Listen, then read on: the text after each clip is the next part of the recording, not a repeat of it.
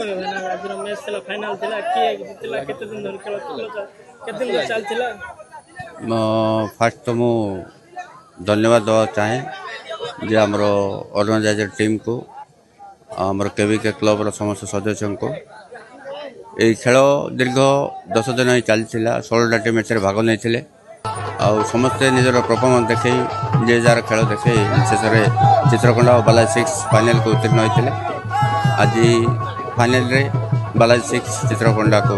परास्त कर विजय प्राप्त कर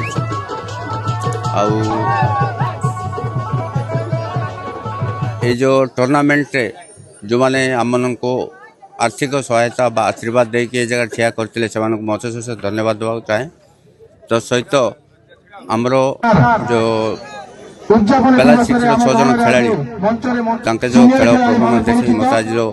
यही जगह पहुंचे अशेष धन्यवाद देवा चाहे।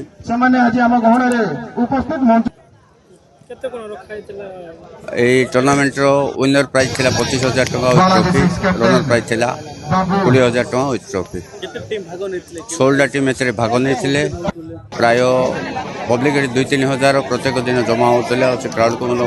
धन्यवाद देवा चाहे से आम कोऑपरेट करने जो टूर्नामेंट को आम श्रृंखलित भाव समाप्त कर आशा करुचु जे जदि आम्भ मानकर जदि कोऑपरेशन रहे तो आसंता वर्ष ये टूर्नामेंट डिस्ट्रिक्ट लेवल आयोजन करने को आम केवीके क्लब समस्त सदस्य मनस्थ कर।